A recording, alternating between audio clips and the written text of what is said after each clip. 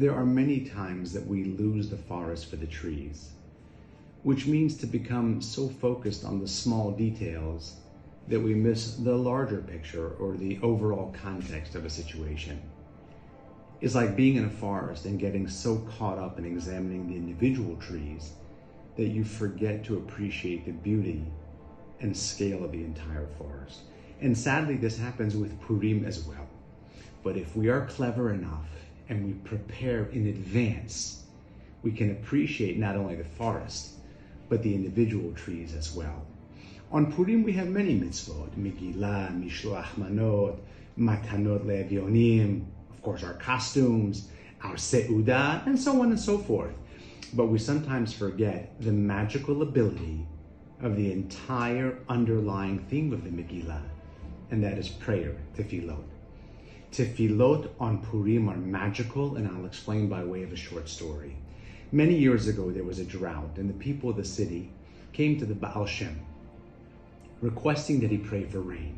The Baal Shem Tov told his students, "I cannot annul this decree, but I know someone who can. He's an alcoholic, and it won't be easy to find a moment when he's sober, but your only chance is to catch him the moment he wakes up before he begins his daily drinking binge. Ask him to pray for rain, and his tefillot will be answered."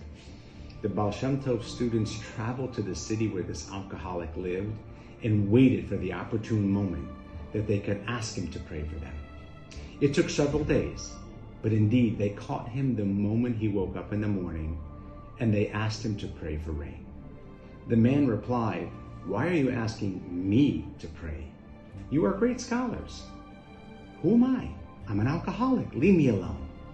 The students told him, "The Baal Shem Tov said that you can pray for rain." "There must be some mistake," he said. "I'm a simple drunk." "There's no mistake. The Baal Shem Tov said that only you can help us." The man raised his hands, he prayed, and immediately it began to rain. The Baal Shem Tov told the students, "As you saw, this man isn't the greatest tzaddik. Nevertheless, he was rewarded from heaven to have the power of tefillah. And this is his reward for a fabulous mitzvah he once performed." I'll tell you. One day he had taken a bundle of money and he left his home to commit a grave averah. As he was walking down the street, he met a poor family sitting on the curb with all of their belongings. The children were crying. The parents, they looked forlorn. The pitiful sight roused his mercy, and he asked them, "What happened?" "We couldn't pay the rent, so our landlord put us out on the street." He asked them how much money they owed, and when they stated the amount, which precisely was the amount he had in his pouch, that he had prepared for this averah, he handed them all the money, and he returned home empty-handed. This mitzvah created such a ra'ash, a commotion in Shemayim, in heaven, that his just reward was that he was granted the power of tefillah. From that point forward, whatever he would pray for would be answered.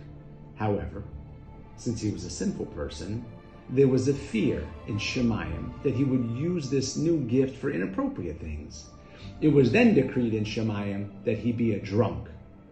And in this manner, he himself wouldn't even be aware of the special powers. The Chidushei Harim repeated this story and explained that this is why Chazal give us the mitzvah to drink on Purim. On Purim, everyone receives the great power of tefillah. All one's requests on this day can be answered.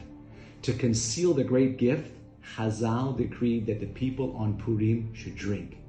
They get involved in that, and we get involved in other manners, and Shluach Manot, and running in traffic, and then they forget the incredible power of tefillah that has been endowed in this day. The Marei Yecheskel teaches that throughout the year, when one prays properly for things that are necessary, such as health and sustenance and the like, his tefillot will always be answered. However, when one prays for luxuries such as wealth or other matters that one can live without, it's not certain that Borei Olam will grant his wishes. Heaven weighs the pros, the cons, his worthiness, and decides whether to give it or not. He writes that this is alluded to in the Pasuk in Yeshaya, V'haya terem yikra'u va'ani ene, od hayim medabrim va'ani eshma. The Pasuk is discussing two types of tefillah. When one prays for matters that he absolutely needs, such as food and clothing and the like, Borei Olam says, Va'ani ene, I will answer him. I will grant him his wishes. However, od medabrim heim, when one prays for the od, the extra matters, such as a luxury, Hashem says, Va'ani eshma, I will listen. Hashem listens and considers, but it's not certain that he will grant the request.